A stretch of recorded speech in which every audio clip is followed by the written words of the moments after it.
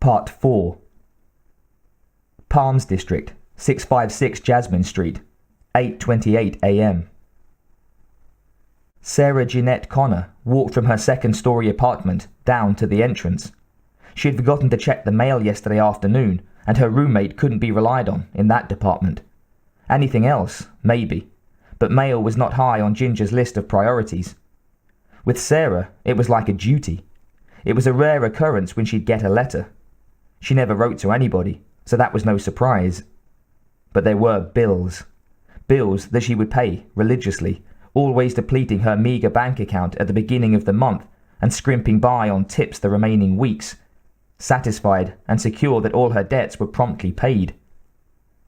Her roommate was the other way around, but fortunately Sarah and Ginger had managed to find more things in common than not in the last 8 months as roommates, like their exuberance and affection for a simple, uncomplicated good time. Although Sarah had to admit sometimes she was a little more conservative than Ginger. Well, maybe a lot. Although Ginger was 24 and Sarah was only 19, sometimes it was hard to tell who was younger. Sarah paused by the security gate. Someone had propped it open with a rock. A small and feeble anger stirred within. Somebody didn't want to hassle to use their key. When she reached the entrance above and the mailboxes, she was assaulted by bright sunlight and the smell of wet grass cooking in the morning heat. The storm had passed. It was going to be a great day for riding her Honda. The sky reminded her of a turquoise ring her first boyfriend in junior high had given her. What was his name? Charlie... whatever. She still had the ring somewhere in her jewel box, along with the other mementos of the few relationships she cared to remember. Palms was a quiet community of apartments and condos, with a healthy mixture of old and young, black and white, Jewish and Protestant. It was surrounded on all sides by Los Angeles proper, Beverly Hills, Santa Monica, and Culver City, and was the official hub of the eclectic patchwork of unlikely demography that made pollsters' heads hurt. Because there were so many multiple unit complexes, the curbs were always bumper to bumper with parked cars. One of the reasons Sarah picked this complex was the underground garage, and the fact that it had a security gate. As she unlocked her box, she examined the thick wad of envelopes that spilled into her hands. 2 bills, a letter from her mother, the rest for Ginger. No love letters from passionate and wealthy men overwhelmed with grief that she had turned them down. No matter, who cares? It would do, because tonight Sarah had a date. This was a day she had been looking forward to all week, a day she would remember for the rest of her life.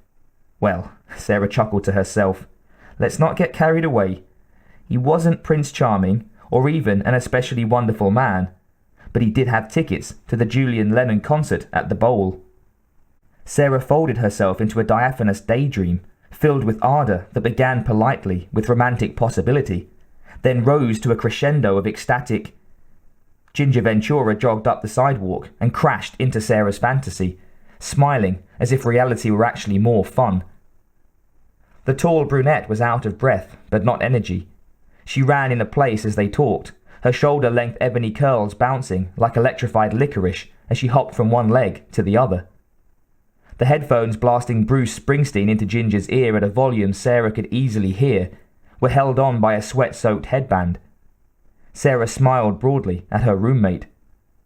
If Ginger could act, and they were auditioning for Wonder Woman, Sarah had no doubt she'd be living with a star. Ginger was 5 feet 7 inches of Amazon, without an ounce of fat or flab. Ginger could never be static, but even standing still, she would turn heads. She was a live wire snaking and coiling around an inexhaustible power pack of optimistic enthusiasm. Anything for me? Ginger puffed. Sarah handed Ginger the bulk of the envelopes. Her eyes went wide when she read one. Oh my God, today's the day. Ginger grabbed Sarah's arm and led her back up to their apartment, absently kicking the rock out from under the gate. What is it? Sarah asked. My test results. Gulp. Test results? For what? Pregnancy, silly. Didn't I tell you? Sarah stopped Ginger outside their door. Ginger, of course you didn't. Must have slipped my mind, Ginger said flippantly, as she entered the living room. Sarah was stunned, groping blindly to shut the door behind her as she followed Ginger into their apartment. Sarah stammered, But you use birth control, Ginger. How could you get pregnant?" Ginger started to open the letter from the clinic, then hesitated. You know organic me. I hate the pill.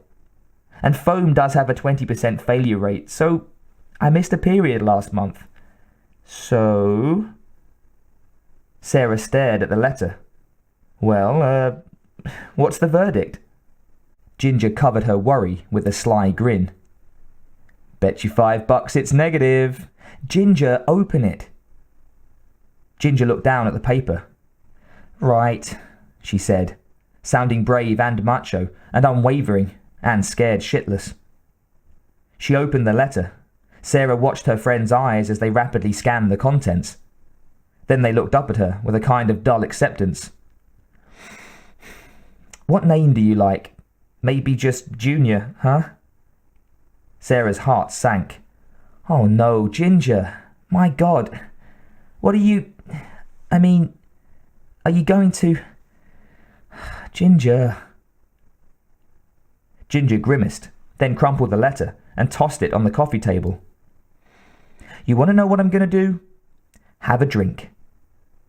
And Ginger stood up like a criminal about to walk the last mile and trudged into the kitchen. Sarah watched her go in shock. What a mess. Ginger never got into messes like this. Ginger had all the handles on the world figured out. Ginger led a charmed life. Ginger was... Sarah narrowed her eyes with a sudden growing suspicion and walked over to the coffee table. She unwrapped the letter and read the results. A real funny girl. Sarah shook her head, simultaneously burning with both embarrassment and anger. She stalked into the kitchen, fuming. "Okay, Ginger, very funny." Ginger leaped out from behind the refrigerator and sprayed Sarah with a bottle of shaken Perrier. Sarah shrieked and batted the air before her blindly. "You bitch!" Sarah cried, but she was laughing now despite herself. "Why do I let you do this to me?" Ginger winked at Sarah. "Real question?" Sarah nodded. "Real answer. You love it, kiddo." "Fuck you," Sarah said, smiling. Sarah shifted gears, going into a half-serious pout. "You knew it was a pap smear result all along, didn't you? You rat." "I sure as hell didn't think I was pregnant. I haven't missed a period since I was 13. "Okay, then why do you do it to me?" "You're an easy target. I might surprise you one of these days." "That would be nice." Ginger's teasing was beginning to take on that "I'm kidding on the square" tone. Sarah shook her head in exasperation. Ginger thought her karmic duty in life was to guide Sarah through the rough waters of each day. What Ginger and Sarah's mother and just about everyone else didn't realize was that little Sarah was doing just fine. She was working, going to school, and even managing to put a few bucks into a saving account. Sure, she had some problems, but nothing overwhelming or out of her control. Nothing anyone else wasn't suffering from. Except Ginger. Ginger seemed to carom off bad times as if gaining momentum to pile drive even more quickly into the good. And Sarah had a rare thought. Had Ginger even been thrown for a loop? "Hey, Ginge," Sarah began, uncertain of what she was going to blurt out, but caught up in the impulse that just seemed the same. "What would you do if you had been pregnant?" Ginger snorted. Have a good yuck over the expression on Matt's face when I told him about it. The few times Sarah ever seriously considered being a mother, she had shuddered. It brought back the memory of all the years, after her father had died, that her mother had had to improvise a rulebook for her. Guide but not dominate. Love but not suffocate. It must have been like crossing the Himalayas on a drunken goat. Besides, Sarah wasn't especially a fan of herself. She was all right, as most people go, but certainly no unique mould from which great men and women would be made. But to Ginger, she merely said, "Yeah, well, I'll settle for visiting yours." Ginger patted her knee. Don't kid yourself. You've got those maternal instincts too. I can keep them suppressed, believe me. Yeah, Sarah was thinking. I can love, if anybody gave me half a chance, if I knew they would love me back. But finding a man you could trust to do that was like finding a vanilla malt in the middle of the Mojave Desert. And now the comforting circle of friends she had grown up with had all gone off to other schools, or marriage. She had to fend for herself. Blind dates, chance meetings at college. Somehow the ones she wanted were already taken, or simply not interested. With a small grin, Ginger was watching her roommate go into the static pool of herself. Sarah was a sweet girl as they come, maybe a little too sweet. Sometimes she wore her innocence like a shield against the real world. So Ginger liked to give Sarah a little goose now and then, wake her up from the dream that most people tended to wallow in. The dream of what should be, as opposed to what was. So instead of hugging Sarah, as she wanted to, as she knew Sarah wanted her to, she used her usual shock therapy, as she had done with the clinic letter. Ginger was hesitatingly checking the bottom of her running shoes. I think I stepped on Pugsley. Sarah quickly shot a glance to the far end of the room. Pugsley was sitting like a stuffed leather dinosaur in his plastic terrarium, his unblinking eyes gaping at her with the cool aplomb of a reptile in low gear. He was a 3-foot-long green iguana Sarah had inherited from her last boyfriend. She and Pugsley had formed a lasting relationship, one of mutual respect and love that far surpassed the one she had with Pugsley's previous owner. Sarah put her hands on her hips and scowled down at Ginger, who was now winking up at her with a blatant smirk. Got your juices going, eh? That's it. You die, Ventura. And she leaped on top of her and ruthlessly went for Ginger's most vulnerable spot, the belly button. The intercom buzzer startled them both with its high-pitched sneer. Ginger vaulted up and slapped the button. Good news or money, she said enthusiastically. The answer came through the tiny speaker, like a mouse going through the eye of a needle, somewhat diminished. How about sex? Ginger grinned down at Sarah and winked. Then she spoke into the intercom again. Sure, pal, come on up. Leave your clothes outside the door. She buzzed the gate open. Matt Buchanan didn't take his clothes off outside the door. He wasn't wearing much anyway. Just a tank top and cut-offs that left his weightlifter's body well displayed. He wasn't arrogant about his powerful physique, or anything else, for that matter. Sarah could never get over the fact that the guy looked as if he could bench press a Winnebago, and somehow had the sweetest, most unjock-like personality of any man she knew. Sarah was gathering her school books from her bedroom when she heard them crashing against the couch. She grabbed her purse and walked into the pandemonium.